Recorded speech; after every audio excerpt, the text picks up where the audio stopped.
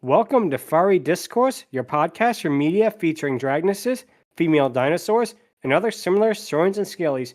I'm your host, Ludmillanon, and with me are my co-hosts, Angron, Mathmachine, The Shark, Jordan, Stryker, and our special guest today is Sharvoun. Today is our 91st episode, and we're discussing the 2014 Ultimate Spider-Man episode, Halloween Night at the Museum, for our Halloween special this year. So, let's get things started. Okay, let's take it from the top one more time. My name is Peter Parker, and for the longest time, I've been the one and only Spider-Man. I had to make that reference. Hey, don't Nice. worry about it. I Nice. understand that. Yeah, but we know, we get where that comes from. So, Spider-Man has been in animation since the 1960s, and has pretty much been a consistent force in animation even today. With this particular example of a Spider-Man cartoon, Ultimate Spider-Man, it's a lot more comedic than other versions, with Spidey having sort of a Deadpool-esque fourth wall breaks and the like. Oh, go ahead, Sharvoun. Before we begin the episode, I just want to say that this episode, at least in my view, I dedicate this in the memory of Cameron Voice, the actor behind Carlos from Descendants and Luke from Jessie. May he rest in yeah. All right. That was really nice. Okay, man. I did not know that. Okay. But this show was written by legend Paul Dini, and it stars Drake Bell as Spider-Man. And this particular episode we are discussing today, Halloween Night at the Museum, is the Halloween special. And it is also a crossover with the Disney Channel's original sitcom, Jessie. And they actually got the entire cast to basically continue their roles. Reprise their roles, rather. I guess that means this is the greatest crossover between Marvel and a sitcom since Balky and Larry saved Captain America from Hydra. Nice. Also, Ghost cousin, don't be ridiculous. Had to make that joke for the olds in the audience, sorry. Like me. nice. But And anyway. also the old folk on the thing. Also, I want to mention, except for Mrs. Kipling, because she a Komodo dragon. But they Yep. at least got her in there. Also, to those of you who are familiar with Paul Dini, you'll know his work on Crypto the Superdog. So this is not his first time being on superhero stuff like this. Also, Oh no, it's not his first rodeo. Oh, not at all. He worked on the famous Batman the Animated Series. He worked on Batman Brave and the Bold. Basically, if there's a superhero cartoon made in the past, I'd say 30 years, you have a pretty safe bet that Paul Dini's name is going to be in there somewhere. Yeah. Also, for those of you who know about Drake Bell, We're not gonna discuss that here. exactly. Yeah, let's not Exactly. get into That's that. why I went silent. I already made things awkward, so let's not. Alright. You're fine. Anyways, You're continue. fine, man. Yep. Here we go. Okay. But yeah, so the episode itself begins with Spider-Man battling Shocker, using a billboard of J. Jonah Jameson to take him down. After defeating Shocker, the show cuts to night, where it's revealed to be Halloween, which in turn means that Spider-Man can walk around in his costume without any difficulty.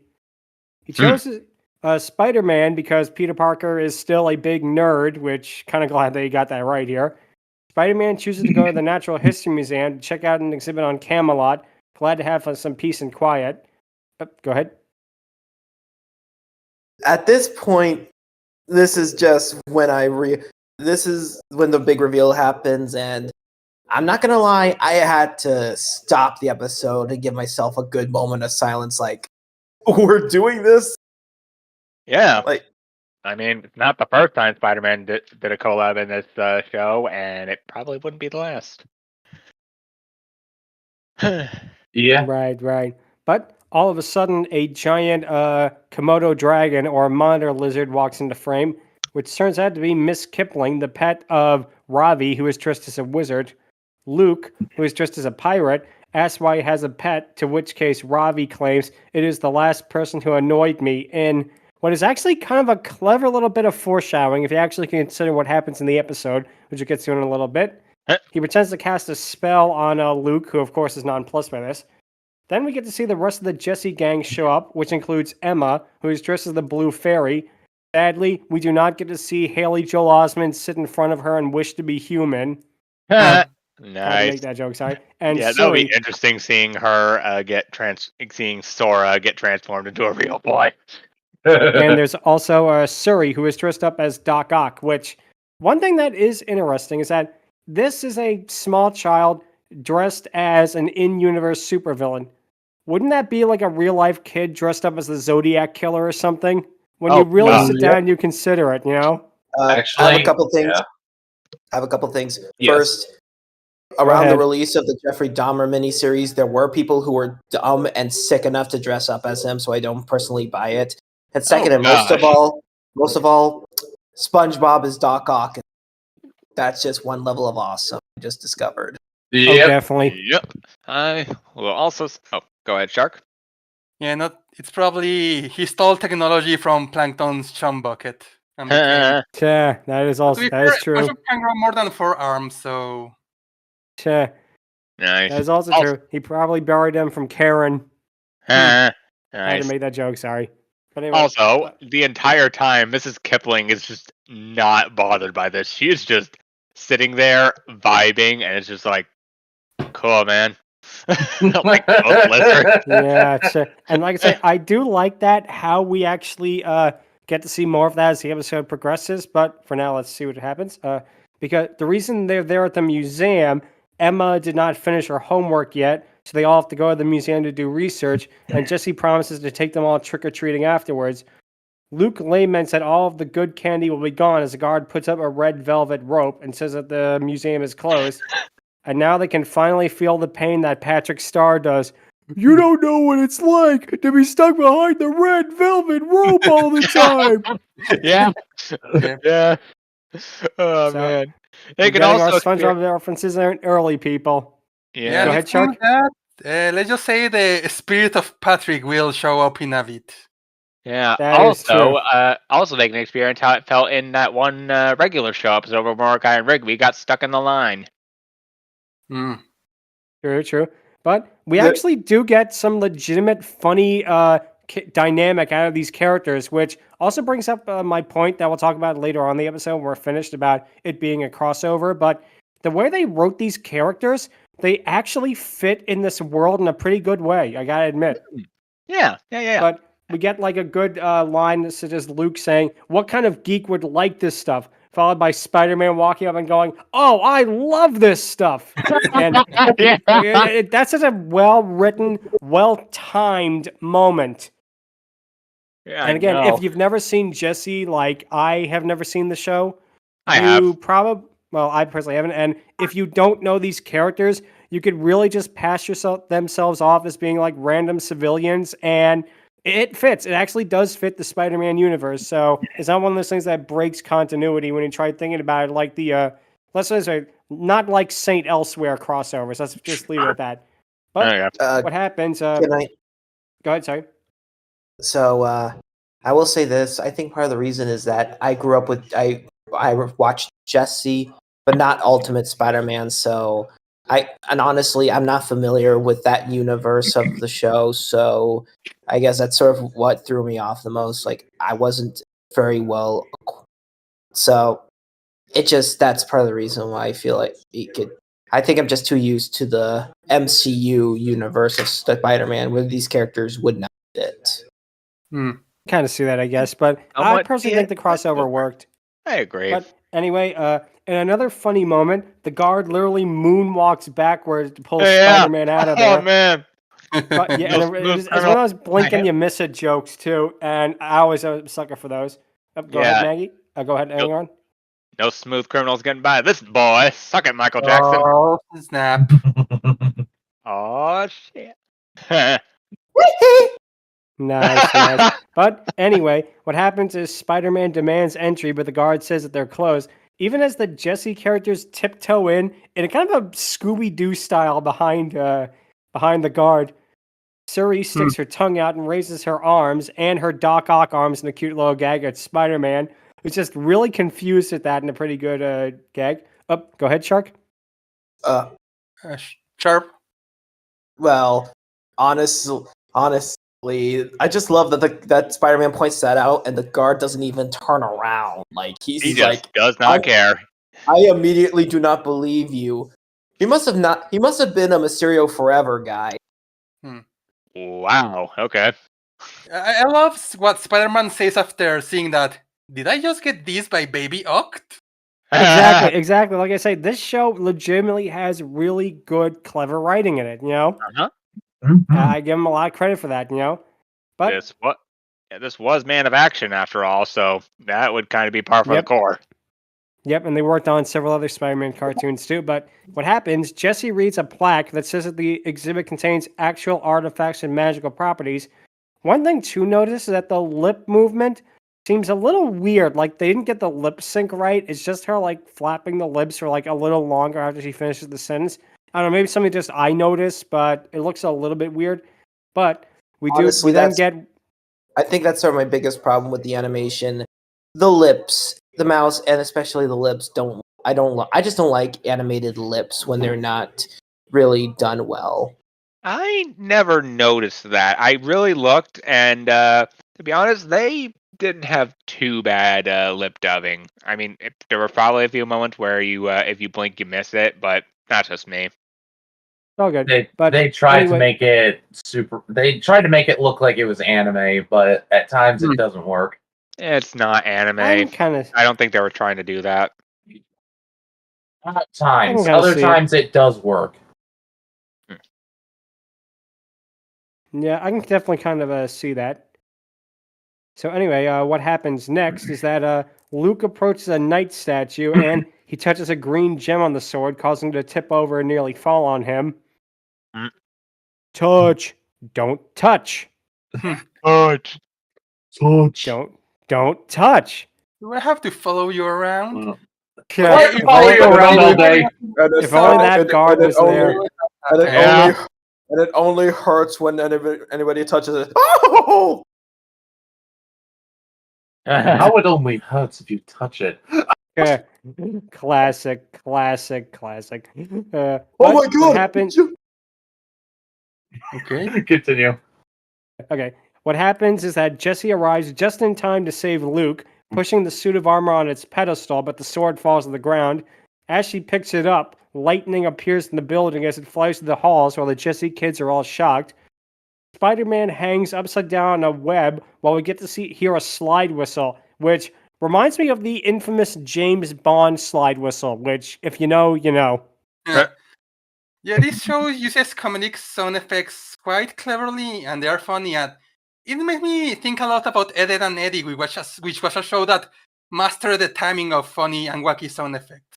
Oh, definitely. It works out really well here for the tone that the show is going for. Ed and Eddie is like the goat of comedic shows. Yeah. Always If has only been. they used the sumo sound effect from Ed and Eddie. Sumo! Oh! Classic. Yep. But yep, what happens is Spider-Man sneaks into the exhibit before the ball of lightning approaches him.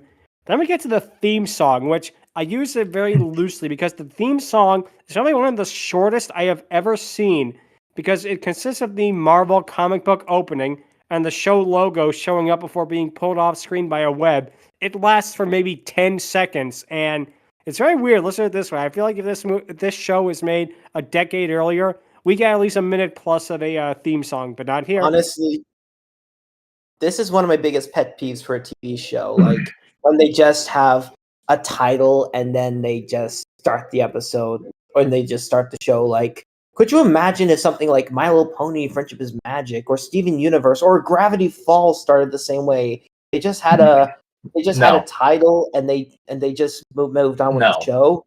You'd be missing half of the fun of getting excited. It's like they just made the intro super quick just so they can cut to commercial as soon as possible. To be fair, there are moments where this works. There are some CW shows that do this very well, even.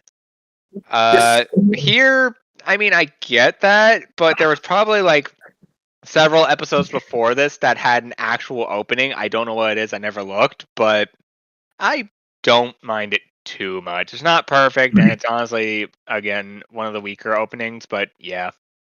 Honestly, Shark, you were saying? Yeah, something weird about this is the intro is we're like 5 or maybe even 6 minutes in the episode, and we're just having the intro right now. So I wonder if it is something that happens on maybe every episode has it at a different time, but still kind of weird that very late in the episode we are just getting that. Well, yeah, I feel that too. Also, the thing is, I'm of the belief that a TV show intro is like a trailer. I'm sorry. I heard you say that, but it's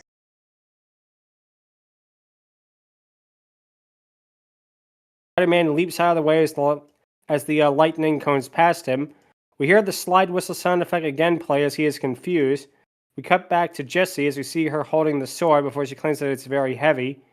Emma sarcastically asks if it'll help them, to which Jessie responds by saying if her toy magic wand can help them. We then get to see the gold energy emit from the sword before it strikes the kids, which turns their costume into armor-plated outfits and allows Shuri's Doc Ock arms to move, which they don't do that much with, sadly. Yeah, they only do it like once, and that's it. Yeah, kind of a missed opportunity there. But what happens is the statue of the knight glows before a woman appears, stepping out of the statue. She claims to be Morgana Le Fay, and she thanks all the children for saving her. Morgana is voiced by Gray DeLisi Griffin yet again, and this is the second week in a row that we've seen her. Unfortunately, she does not voice the Dragoness this time around. Go ahead. Though Angron. she does pull off her Queen Wicked impression. That's right. Yep. So, but what happens, of course, is Spider-Man is confused at seeing her. Emma and Ravi mention that she has the same name as their father, but no other traits, and kind of a lame joke, not gonna lie. It's like, okay, I get what they were doing there, but if you haven't seen Jessie, it just feels like a joke that just kind of dies. But regardless, I do like how Morgana acts so chipper and joyous as she claims that now she can bring darkness to the entire world before asking for the sword. Go ahead, Math.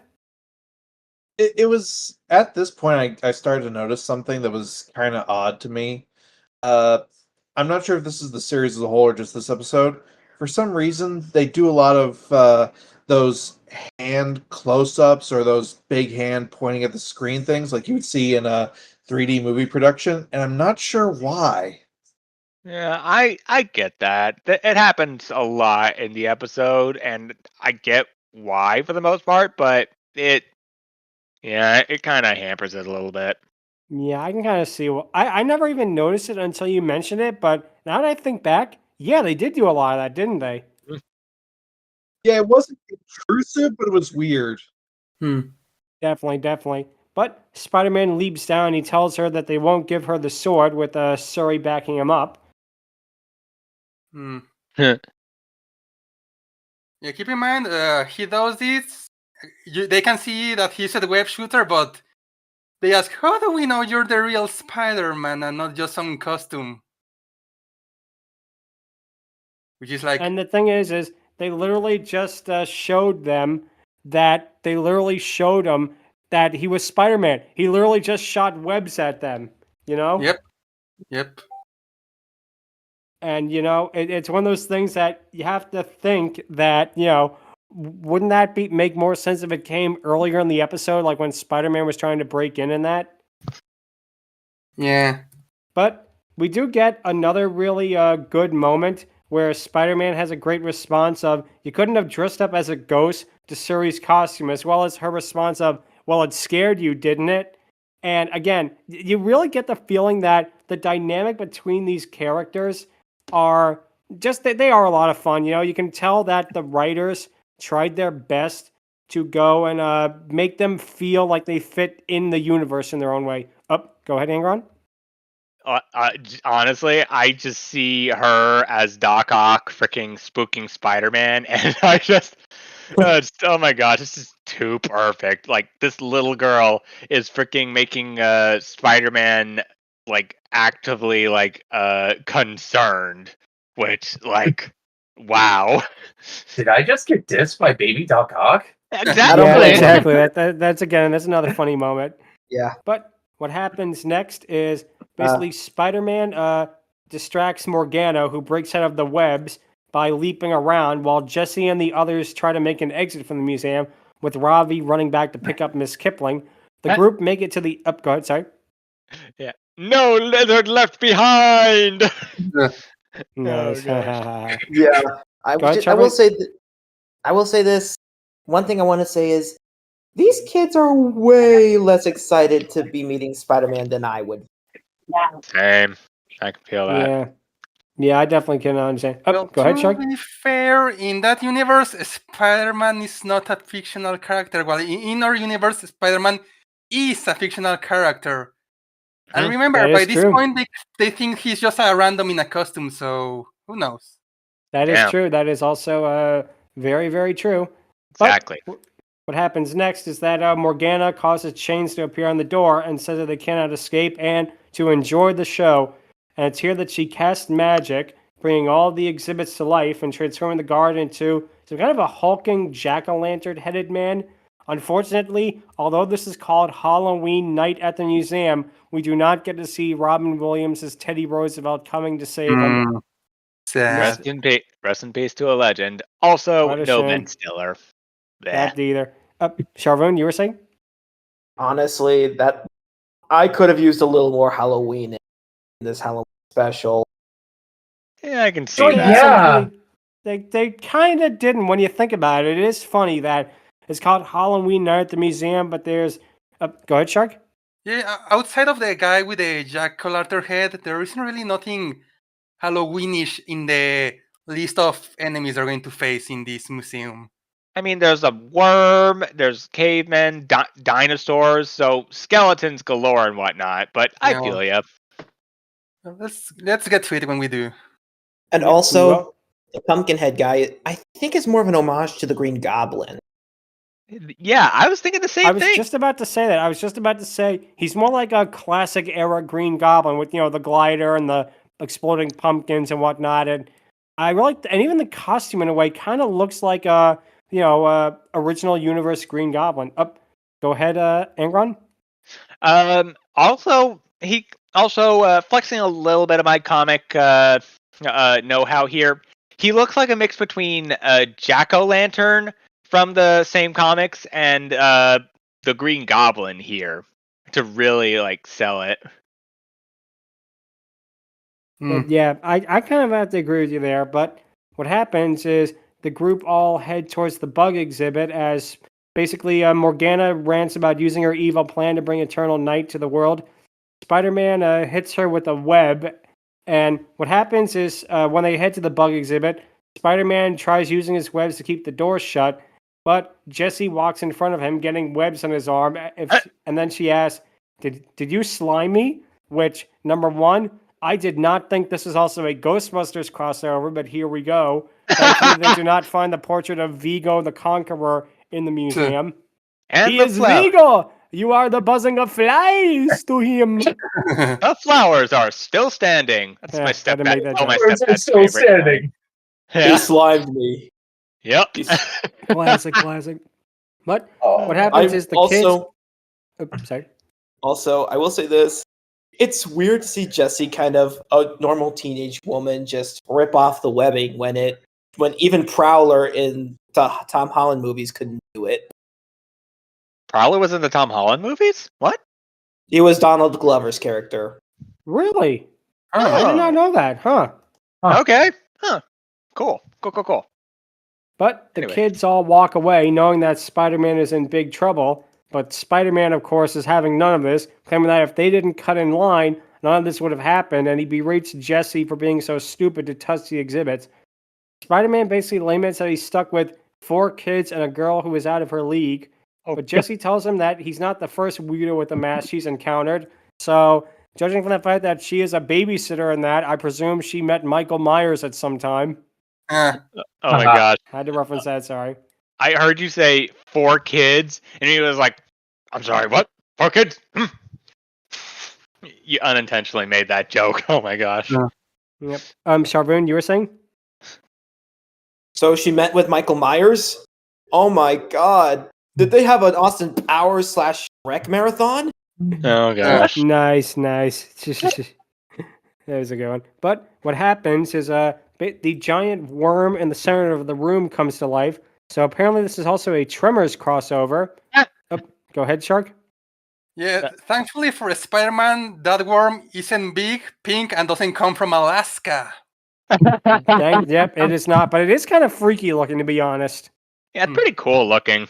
Yep. Also, worm, as I was gonna make a dragon joke, as in like the worm, but nah, it's not that kind of worm. Ha, nice. Sharvoun, you were saying? I just realized the worm almost looks like a sandworm from Dune. Spice is the worm. The worm's the spice. Yeah. Nice. Nice.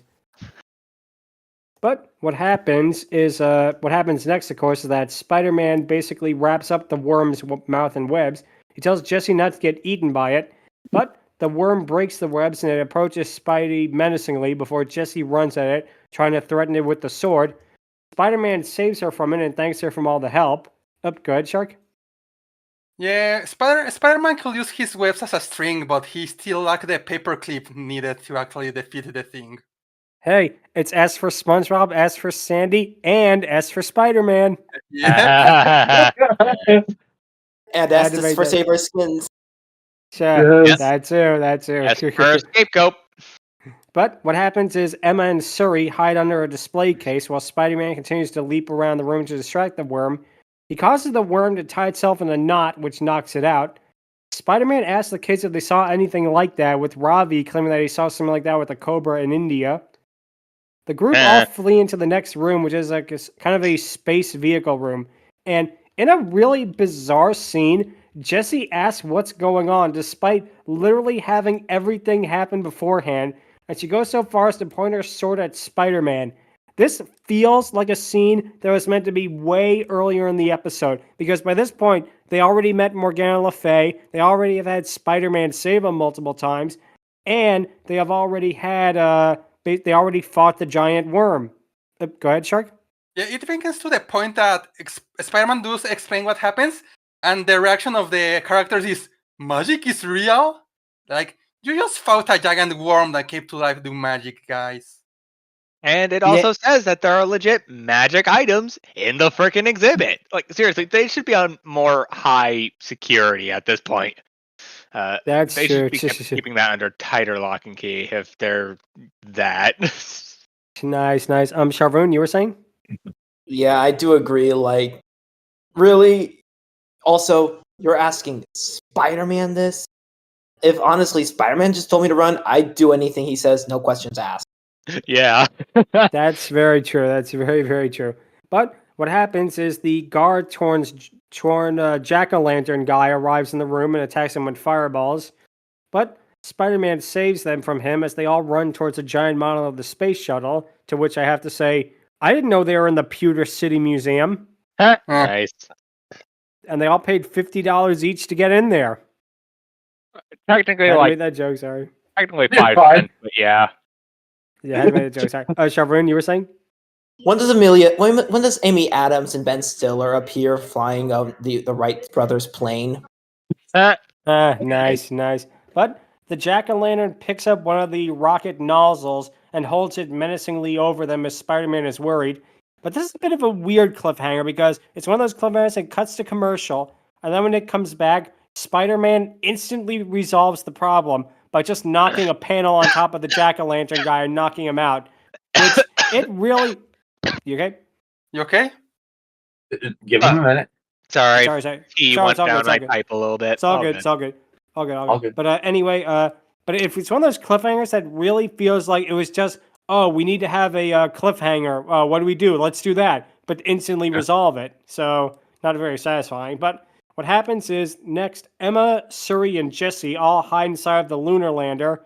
Sadly, we do not get to see if Leela and Fry are also hiding in there, and Bender getting upset because there's no room. I'm going to build my own lunar lander with blackjack and hookers. In fact, forget the lunar lander. Had to make that joke, sorry.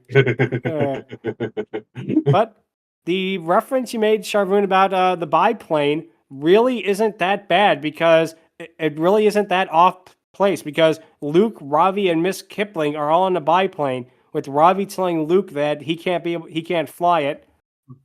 Go ahead, Shark.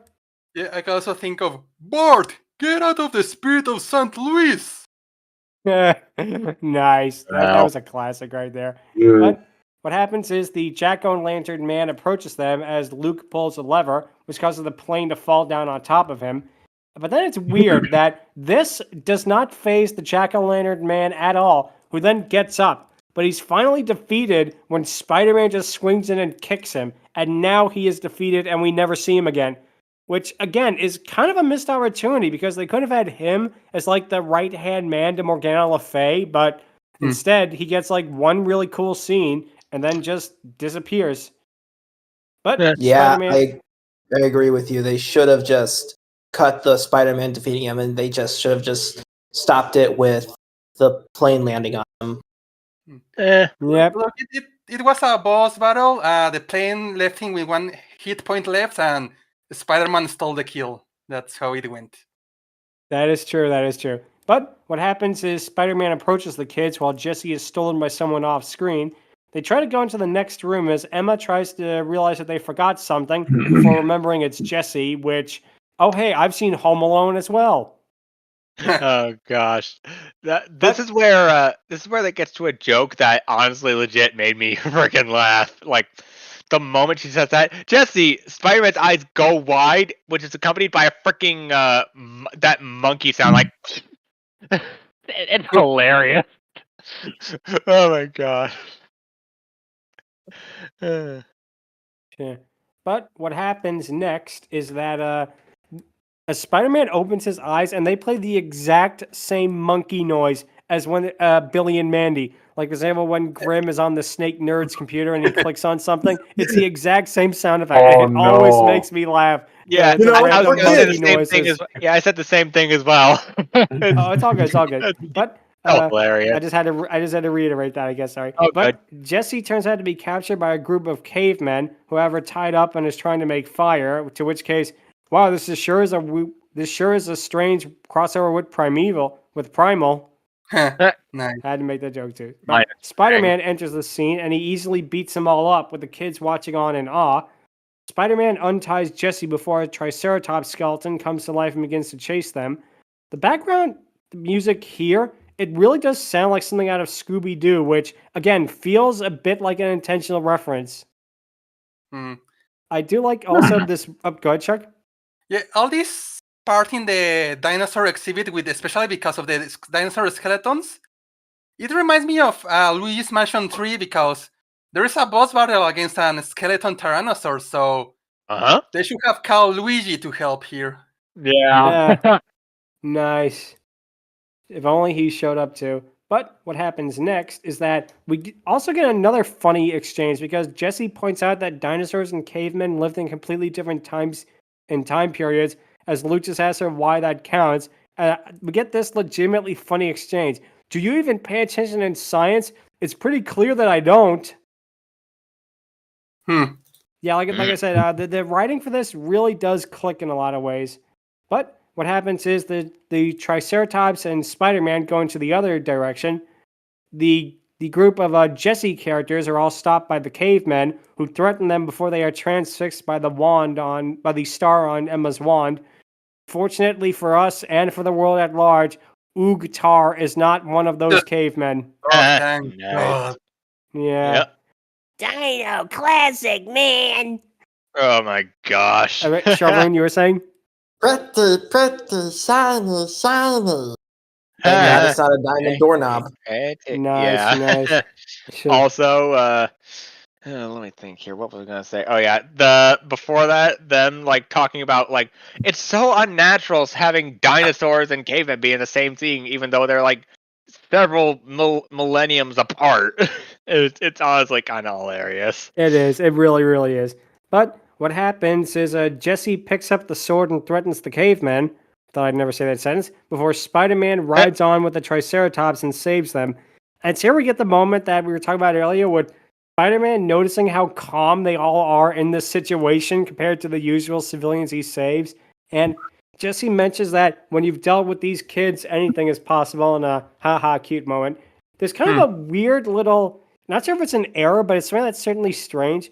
When Spider-Man's talking to Jesse, the kids are not moving at all. They are just staring straight ahead with completely blissful grins on their faces. It's one of those unintentionally hilarious things. Yeah. But Sure. what happens is Spider-Man leads the Triceratops to where it gets to the exit, with a cute little detail of it crashing into another exhibit. Go ahead. You were saying?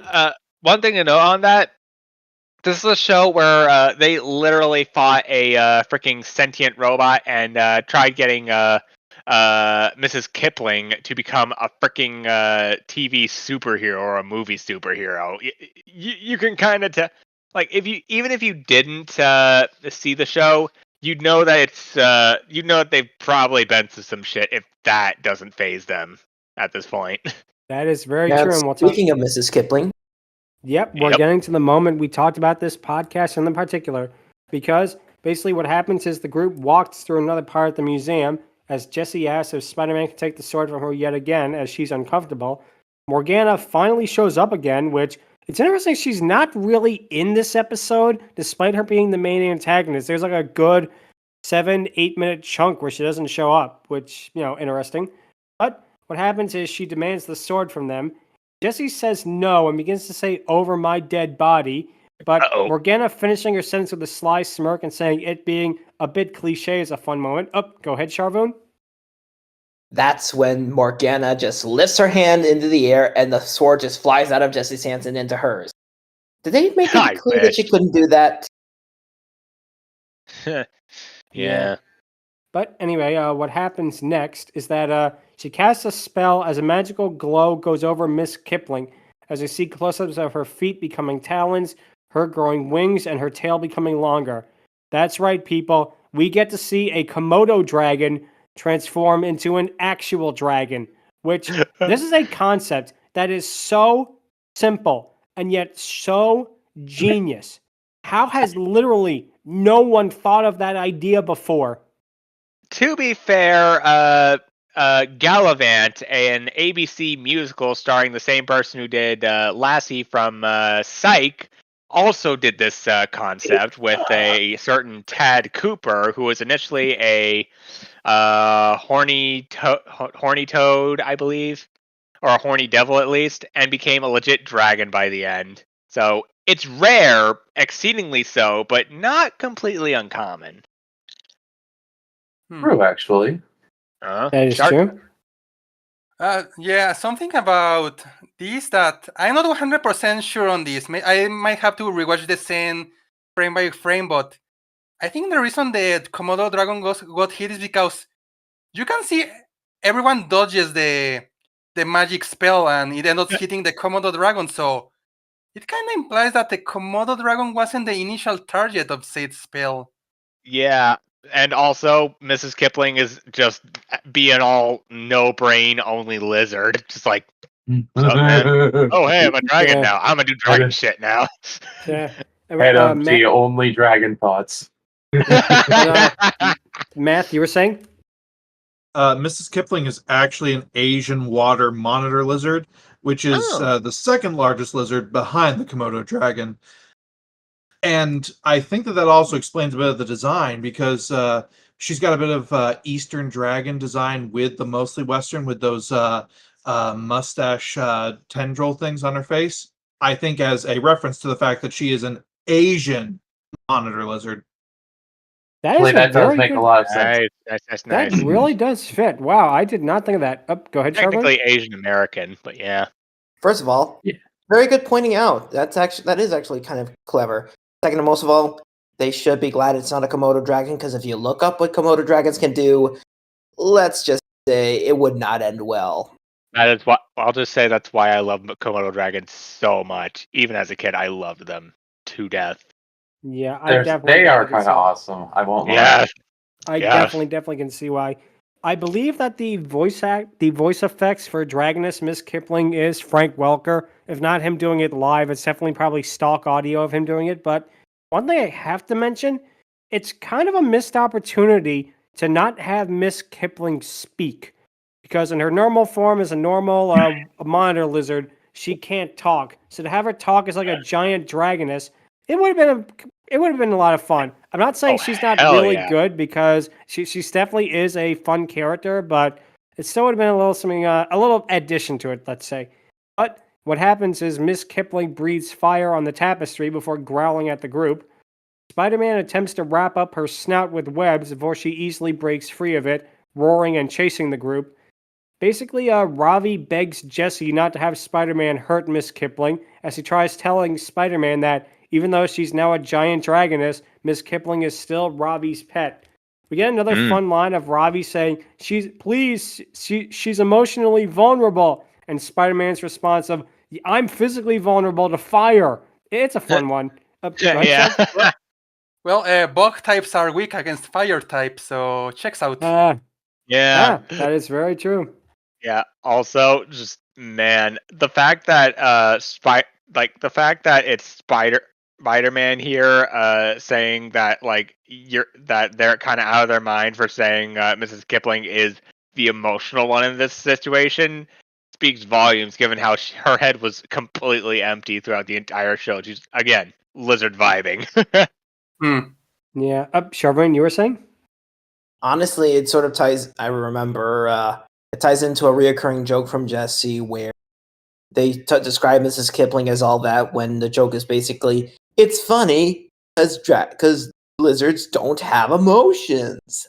Not technically true, but yeah, for the sake of comedy, I agree. Yeah, I gotta agree with you there. But what happens is Morgana appears and shoots energy at Jessie, who blocks it with her sword. Jessie is hit by one of the blasts, but she tells Morgana to come and take it. And it's here we get a really cool bit of animation transitions here as it zooms into Jessie's eye before zooming out of Morgana's eye, and it cuts to them dueling. That is something that is really cinematic, especially for a show like this. Indeed. Go ahead, Math. Made by Man of Action. Exactly. Enough said. That is true. That is true. But Jessie taunts Morgana, who unleashes a series of magical blasts after being called old. Jessie seemingly gives up and relinquishes the sword before leaping up and striking Morgana with it as soon as she approaches. We then cut to the rest of the group running before they reach a dead end with Miss Kipling cornering them. Go ahead, Sharvoun. Honestly, I thought the way it was going to go was that she was going to lure Morgana there and only to have Mrs. Kipling, headbutt her out of the way. Or eat her via Farquad. That too. But what happens is they're all seemingly cornered by Miss Kipling. Spider-Man attempts to tie up her legs. It mentions that it won't last long as she breaks free from her bonds and lunges at them.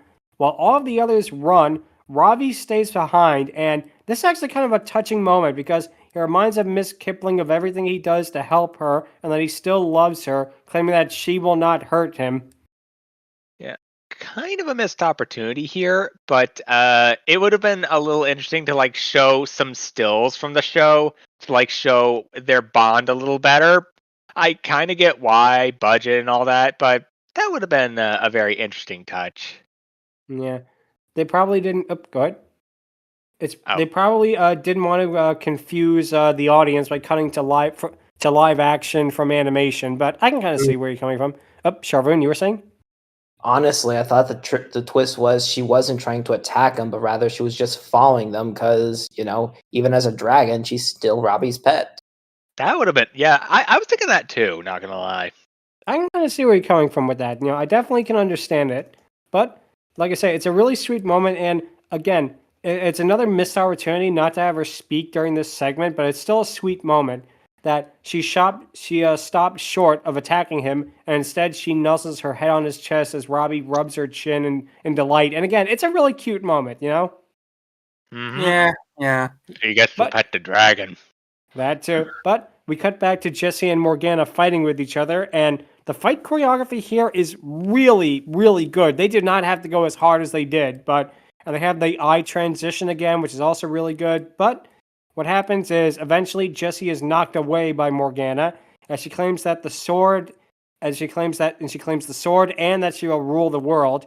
But we then get to see Spider-Man and the rest riding on top of Miss Kipling's back, and I love her reaction of this, which is just a small, understated, "Oh dear," as she's just about to be crushed by Miss Kipling. Again, and great Delisi Griffin, rather. She Great does a Delisle. fantastic job as that, Go Yeah. ahead, Shark. Yeah, same energy, basically as Squidward exploding with a pie, the whole city, and just going, Yeah. "Ow!" Classic. Exactly like that. Yeah. Yeah, other reactions are always fun. Max. Yeah, it is almost like the Johnny Bravo episode we discussed when he has an entire mountain fall on top of him. He just goes, "Ow!" Wow. Yeah. Classic. Also, I just see this moment, and I think of that one scene from Shrek where like, stay back! I'm a donkey on the edge. Well, it's a spider on the edge, so hey-oh. Yeah, nice. But what happens is Miss Kipling basically steps on her as Spider-Man takes the sword and gives it back to Jessie, who puts it in the knight's pedestal.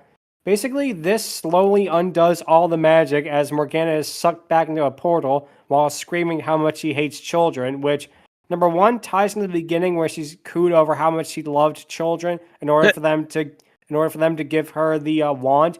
And number two, I get a Gray Delisi character who hates children. I guess that means she's Vicky the babysitter in disguise this whole time. Yeah. Icky with a V. Yep. Classic. But Also, everything. Oops, sorry, go ahead.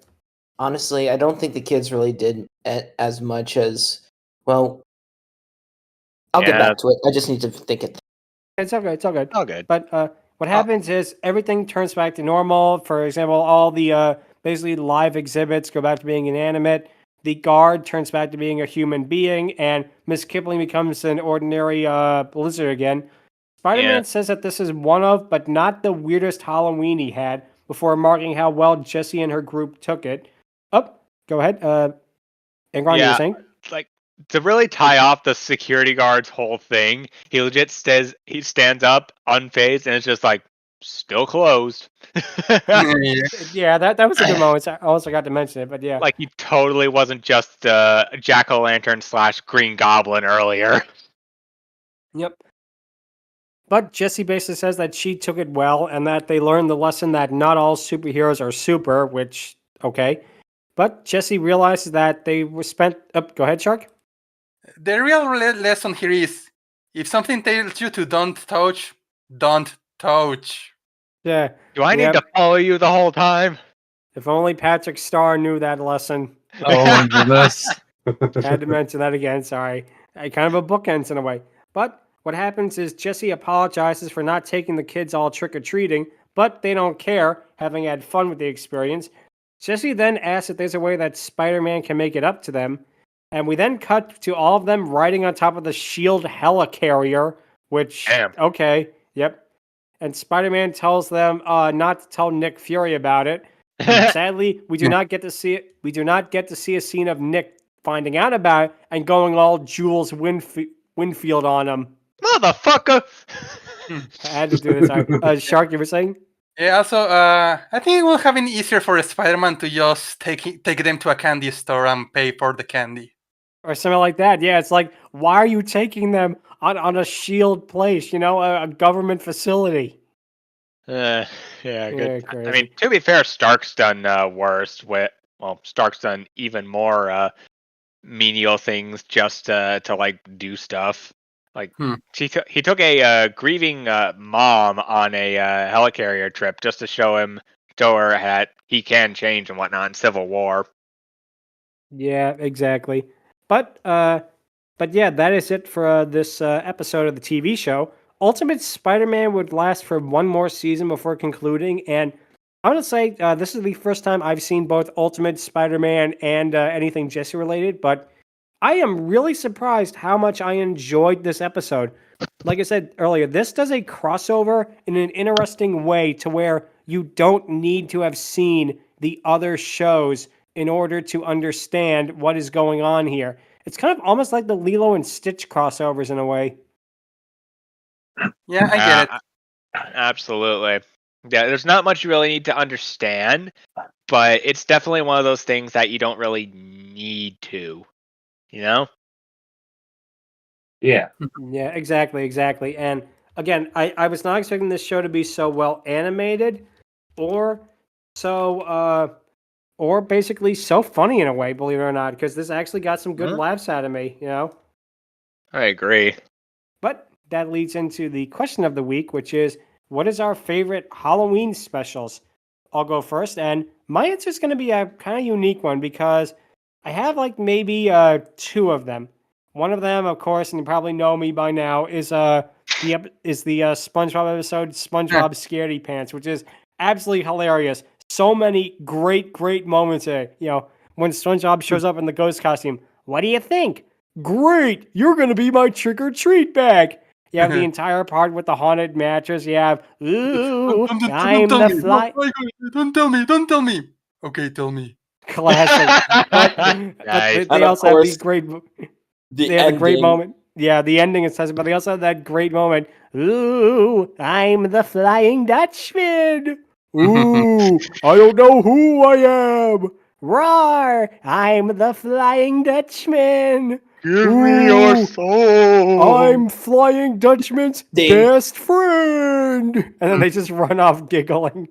It really is such a classic episode. And for it being season 1 of SpongeBob, and it was the only SpongeBob Halloween special for I think like many years. And you can see why, because this is just so funny. And everyone gets a scene in it. You actually see Mrs. Puff in it. You have Pearl, you have Sandy, you have Squidward. Everybody gets at least one line, except sadly for Plankton. Nothing with him, which is kind of a missed opportunity, but still, the fact is that it's from early season 1 and it absolutely holds up. It is hilarious and it's actually probably one of my favorites, even without it being a Halloween episode, just because of the vibes it has. Yeah. But my second choice is going to be a bit more unique one because I am going to pick the Billy and Mandy episode, the one with the one with the actual jack-o'-lantern. Nice, nice. The guy who basically the backstory with this guy is legitimately really awesome. You know, it's actually something that, you know, Grimm throughout most of Billy and Mandy is considered a joke and things like that, but they actually show that no, Grimm meant business. Grimm had an edge on him, you know? Yeah, Indeed. it's What one he of the did to few where Grimm is actually threatening. Yeah, Also- thank you. It's called that's a good. Also, Wayne Knight as Jack Pumpkinhead. This was my first introduction to Wayne Knight, and his performance is absolutely wonderful. Oh, he does a fantastic job as the character. And don't forget, this is the guy who he also played Zurg in the Buzz Lightyear TV show. He was Newman on Seinfeld. He was Nedry in Jurassic Park, and he always gives it 100%. And again, he sounds legitimately menacing, but we also get some really hilarious moments. Like for example, with all the bits with Irwin are absolutely hilarious when he shows up. You know, and like I say, I do love the design of like the jack-o'-lantern monsters. They are so cool in how they're designed, and you can tell they had a lot of fun making that episode. You know, because it's something that it fits so well into the Billy and Mandy mold, but yet at the same time, it also does some interesting different things, like with jack-o'-lantern's backstory. Basically, the reason he has no head is that he tricked Grimm into living forever. But Grimm made it known that he would not be able to show his face any longer. And like I say, you know, I give him credit for going there, especially with Grimm, because yeah, it's a great episode. It's probably one of their maybe not one of their all-time funniest. It's not like the snake cult one or the dwarf one. Yeah. Sailor, there must be Or the- dwarf. Yeah, you know, or the, you know, any of the Fred episodes, at least the early ones. But Yeah. basically, it still is one of the best Halloween episodes I feel of like any TV show because it just kind of gets that vibe down. But yeah, I those are going to be agree. my two choices: is Billy and Mandy's Jacked Up Halloween and SpongeBob Scaredy Pants, both of which are really just classics. So, talking of Wayne Ron, what Knight, did you say? actually. Yeah, talking of Wayne Knight, I imagine him as the voice for one Skybite from Transformers: Robots in Disguise 2001, and honestly, I just hear him doing a Zurg impression every time I think of it now. It's hilarious.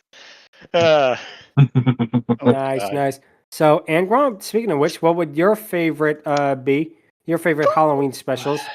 That is a tough one because on the one hand, I got Underfist. It is arguably the best way I can describe it is Halloween Avengers, as it were. It's got Jeffy the Spider, Fred Fredburger, Scar, Haas Delgado, and Irwin, apparently, where they are front and center for the entire episode.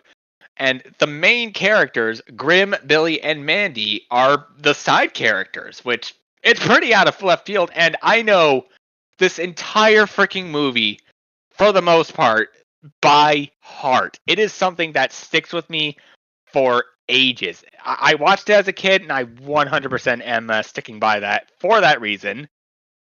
Is what I would say if it wasn't for my actual Halloween pick, Vampire Hunter D Bloodlust. I've heard some good things about that. You absolutely should see it. You want a Halloween anime movie? Vampire Hunter D Bloodlust has you covered. There's the first movie. Oh yeah. But in terms of comparing it to freaking this one, it's kind of like comparing freaking Dragon Ball to Akira, as it were. Like, nothing wrong. Oh, wait, no. Actually, it's like comparing Dragon Ball to Cowboy Bebop. That is the difference here. And good lordy, there's just so much to love about it. Everything is just both dark and yet colorful as well. Like, you got Don Peel basically being his kick-ass self. You got monsters. You also got some holy bounty hunters, which each and every one of them has somewhat of a story to tell, and yet it does more by doing less. And I really appreciate that. You do not want these. That's another thing, actually. You don't want any of them to fail. Even the bad guy, the supposed person who kidnaps a person's daughter because she wants to elope with him willingly, is someone you absolutely can get behind, even though he's, kidnapping, which, yeah. But yeah, I'm absolutely standing on the hill that Vampire Hunter D Bloodlust is something that you not only need to experience and see, but it is, by definition, Halloween to me. Hands down. Oh, yeah. Yeah. Definitely. I can definitely see where you're coming from. I definitely was not expecting that answer from you, but I can kind of see that. Yeah, I was going to go Under Fist, but then I remembered that and I said, screw it. All in on the anime. Nice. Definitely a good choice right there. Let's see. Stryker, what would your favorite Halloween special be? Well, it took me some time, but then since you mentioned Billy and Mandy, yeah, I'm gonna have to go with that because, Under Fist. Man, no, actually, Billy and Mandy's jacked up Halloween. Had a feeling. Because, I remember that being a favorite episode of mine when I was younger. Nice, yeah. Good lordy, the pranks they pull on Irwin, just good lordy. Yes. I just found the entire because as a kid I really liked the show, but even at times it was a bit scary for me. I can see why. But still, the show was super fun. It was at times I thought it was actually while I did enjoy Courage, I thought the show was better than Courage at times. I can see that. I can see why. I can see that. And still, I will always I'm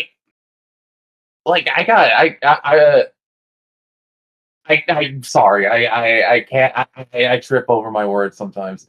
But you know what I mean. Yeah, you're really passionate about that, and that's a clear sign of it. Oh yeah, it's a really good show in my opinion. Same. And therefore I will go with Jacked Up Halloween. Nice. Classic. Good choice right there. Thank you. So let's see. Math, what would your favorite Halloween special be? I am once again pulling from Math's big box of obscure animated properties. I will be absolutely shocked if any of you have ever heard of this. The Devil and Daniel Mouse. Nope. Nope. Can't say I No, Not first even time hearing about that. No Alright, fooling. This is No based on fooling. The Devil and Daniel Webster, rather obviously just by the title, made by Nelvana. In their very early days when they just did TV specials, holiday I know specials. that. And this was their Halloween special. It is incredibly well animated. It looks beautiful. It is dripping with, it was made in the 70s, dripping with that 70s flair and charm. Long story short, it's one of those deal with the devil things where the main female character wants to be a rock star, and just the implications that happen from that. It's a half-hour special. It is unfortunately unknown these days because it's basically never been aired out of the 80s. It was very well received when it was first released, and it's something that I think a lot of people should look into because of just how good it is. It's dripping with 70s, but it's very timeless in how it handles the story itself. And What was it my called favorite again? part is the devil himself. Chris Wiggins, the guy who voiced him, you might know him as Cornelius from the animated Babar the Elephant series, Not or even as close. the Wishing Star from the second Care Bears movie. He just chews up every bit of scenery in this. He does the exact performance you would need for a devil in a performance like this, and it is some of the funniest shit you will ever see in your life. Dang. Huh. Hmm. That definitely sounds really interesting. And like I said, I've never heard of it before, but Nirvana, they always made great stuff. They made a Rock and Roll, which is really an underrated movie. Great film. And if this is anything like their other work, like independent work, I'm actually looking forward to checking this thing out. I gotta watch this because it sounds really neat. This is actually Dang. the special that inspired Rock and Roll.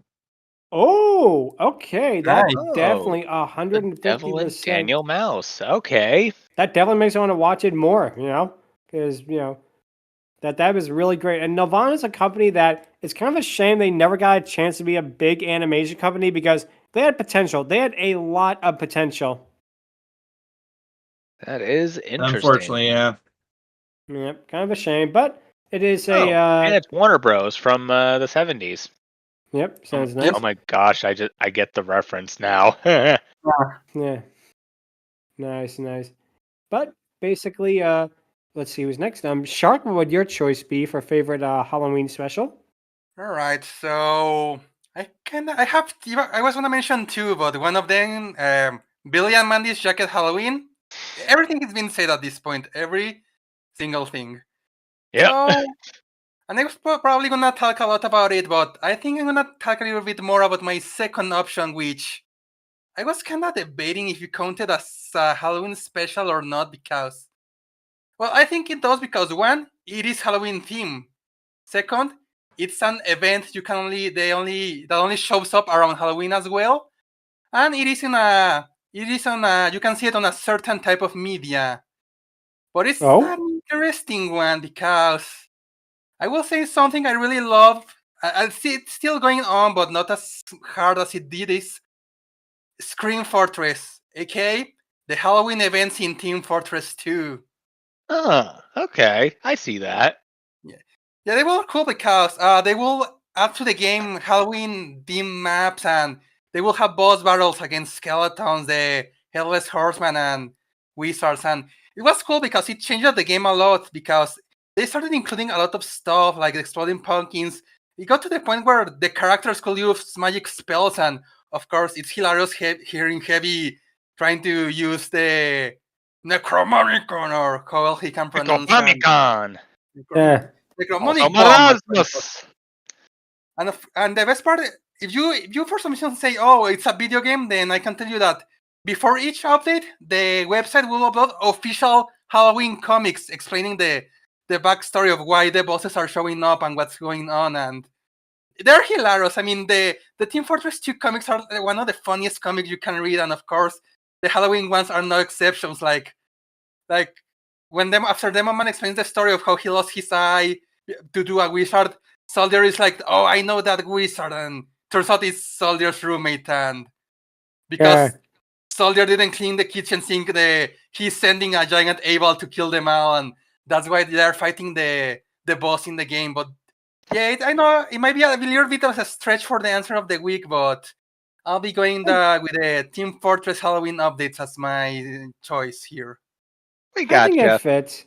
I think it Mhm. definitely fits. You know, it's a Halloween special of a piece of media. It's not nothing says it has to be visual media. And like I said, I definitely can see where you're coming from because TF2 has such a fun storyline, basically, and like so much fun canon and stuff, especially with the comics. I definitely get where you're coming from there. So let's see who's agree. next. Jordan, what would your favorite Halloween special be? Jordan. 1 second. Oh, there we go. she is. I'm Jordan, here. All what good. would your favorite Halloween special be? My favorite Halloween special, I don't know if any of y'all remember, it's the Halloween tree that Hanna-Barbera did for Cartoon Network. The Halloween tree. So the I know Halloween that tree one. is, it's about 4 kids who try to save their best friend who was amazing at everything. They go on this weird Halloween adventure an adventure to save their best friend. And it tells you a little bit about the Halloween history, like back in the old days of Egypt, Mexico, and Paris, and they find out more about themselves and about this dark entity, kind of a bit, not a whole lot. It's like a mystery for Mr. Moutrout. It's a very good movie, but Cartoon Network only showed it only 1 year on October on Cartoon Network, but it hasn't been released like so long. I have a VHS tape of it and I can't be able to watch it, but it's a good Hanna-Barbera movie. And I think there's like an audiobook about it too, I think. Huh. I want That's interesting. I've seen It's part of actually it based. before. Yeah, it's actually based on Ray Bradbury's story of the same name. That's Yep. cool. And stars It's very Leonard cool. Nimoy. Yeah, Yep, I he noticed played that. Mr. Leonard Nimoy. Moutrout, and yeah, the whole thing about it is just really cool, and it kind of touches your heart. Like these kids just do so much for one person who is better than them, but he tells them like, "Oh no, you all have your own ways of being special too." They're just being afraid to like show off their true self in front of the school or their community. This kid's like, "Oh yeah, I'm good at everything," but he tells like, "Oh no, you can do it too. Just stick up for yourself and give it a little confidence." Yeah.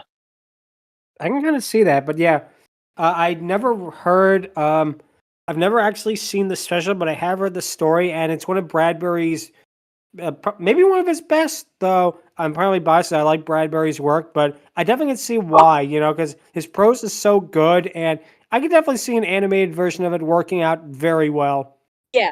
It's very like the drawings and the painting work of Hanna-Barbera when they brought the book to life to the movie. It's just you could see the darkness of the shades and everything is just so dark and just scares the hell out of little kids. Kind I'll of, but not bet. really. But it's so good. I recommend you guys to watch it because I've watched it. It's just a really good movie to me because it's like rare, like one of those diamond in the rough kind of movie deals. I definitely can see that. Yeah. Yep, but that's a great choice. And now let's see our special guest, Sharvoun. What would your favorite Halloween special be? I actually, while you guys were working on it, but by the way, I was listening. It's okay. It's all good. But I made a top 10 list, which I am not going to go through. I'm actually going to post it on the chat pretty soon. But Okay, my but what would absolute your number favorite- one be? Yeah, that's what I number was one. getting at. That's what I was getting Sorry, at. Like, sorry, go ahead. Sorry. my absolute favorite is Ed and Eddie's Boo Ha Ha. Oh that's man, Nice. I love that. that Was one. a nice one. Like, that one Good was choice. just, to me, first of all, it's the creativity is unmasked. It's basically just the Eds trying to go trick or treating, but Eddie's brother sends them a map to Spookyville. Unfortunately, Ed's been watching too many scary movies to the point where he starts seeing everything as a scary movie, which includes all the kids turning into horrifying monsters. And I mean horrifying. The designs yeah. of the monsters in this episode are spectacular. Like, It literally has Jimmy looking like Ghost Freak. How could it not be scary? yeah, on top of that, it still keeps with the hilarious humor. It knows what to show and what not to show. One of my favorite edits is just Ed preparing to hit Jimmy with a fight with the stop sign, but it cuts away before we see what happened. But seconds later, Third trips over Jimmy, and we see the damage. That's so much funnier because we have to connect the dots. Also, the whole atmosphere is just dripping with Halloween. Like every set decoration is something out of a Halloween store. But most of all, the whole special is just centered around one hilarious. The whole special is just one hilarious joke. They go all, which I will not spoil for you, but let's just say it's one of the funniest endings to an Ed and Eddie episode I've ever seen. Like, just the payoff to what Spookyville really is just cracks me up, especially especially when you remember how much misery the Eds went through to get there. So yeah, Ed and Eddie's Boo is my choice. That is a great choice right there. Yeah, that's great. Now it is time for the patent pending Dragoness Scale, where we rank the Dragoness. This time we're talking about Miss Kipling, and this is going to be an interesting one because we're discussing a Dragoness who probably is one of the more unique Dragonesses that we've ever talked about on this podcast to date. And my choice for her, I love the design. I love the fact that, she still has memories of Ravi, and that is such a very, very sweet moment right there. I am going to have to give her an 8 out of 10, which might seem a little large. And again, the only downside is that they did not let her speak, but that did not detract from her enjoyability at all. I love the mixture of Western and Eastern features on her. The fact that they actually kept her design of still being lizard-like while still making her a dragoness is good. And I give them points for originality. I give them points because, absolutely nothing has been done like that before or really done like that since, for the most part. There have been some examples, but in terms of things like this, not really. So, yeah, she's getting an 8 out of 10 for me, which might be a little too high considering that she's not really a character, but it's more for the design and the concept, I feel. Angron, what would you give her? So you said 7 out of 10, right? 8. Yep, 8 out of 10. 8. Nice. I might also give her an 8 out of 10 because on the one hand, I absolutely agree with everything you're saying. But on the other hand, I like her just a little bit more. She's fun. Fun is kind of a loose term here, but she's just there vibing. She's basically just being with the others and just being the overall goat of the group because by sheer nature of just being a lizard. That's kind of what made Jessie so fun to begin with for me. The frickin' lizard. And oh man, just her suddenly turning into a dragon and being all like, all right, I'm going to go nuts now. it definitely made the juxtaposition very, very funny for me. So I might go higher and give her a 9 out of 10. Not perfect, but she's very fun, in my opinion. Wow, I was not expecting 9. It's a monitor lizard who became a dragon. What's not to love? Yeah, I definitely can see that, though. But wow, 9 out of 10. Okay, let's see. Stryker, what would you give her? Stryker. He's probably. It's all right. It's okay. It's okay. We'll come back to him. Let's see. Math, what would you give her? I did like her design. I didn't particularly love it, but I did like it for the most part. The only thing that I didn't like was the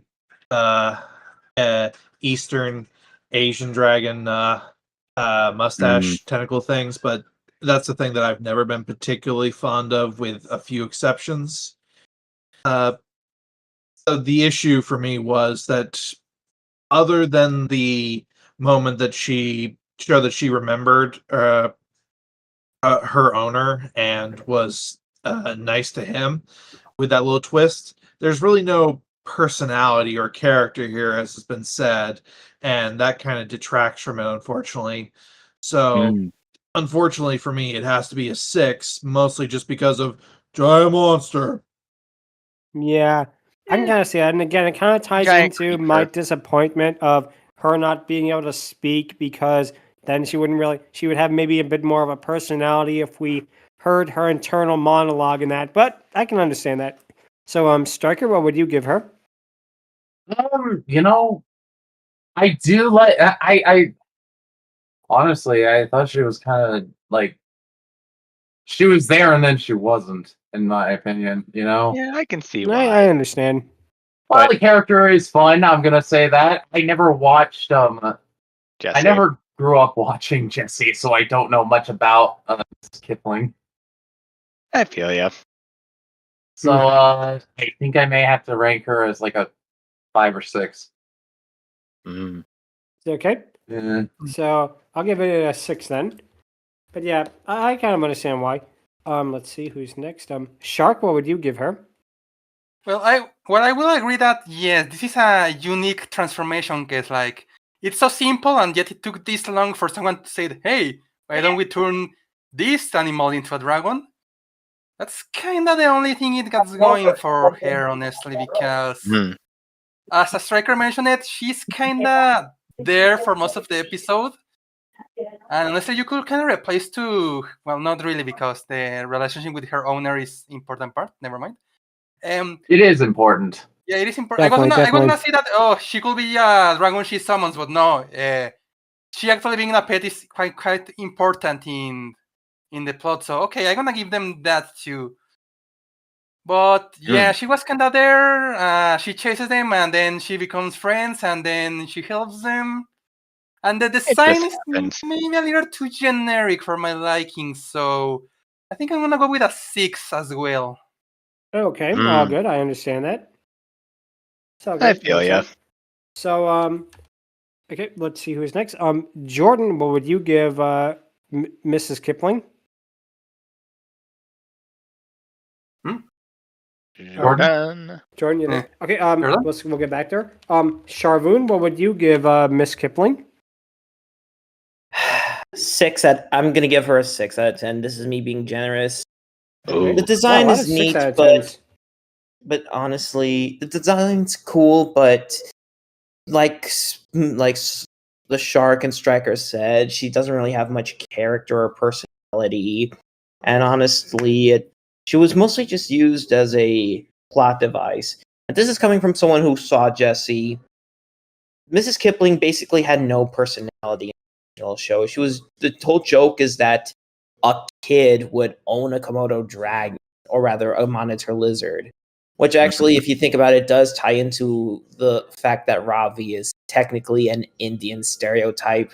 The show actually, one thing I will didn't say really is get that. the live action show leans to it much heavier than the show, but It's all right. it's just a 6 out of 10. Not much Okay, character, all good. but effective enough. No, I can see it. I can see it. Now, we'll wait for Jordan to see if she's going to give us the Dragoness Scale. But if not, that's okay. We can always get to it later.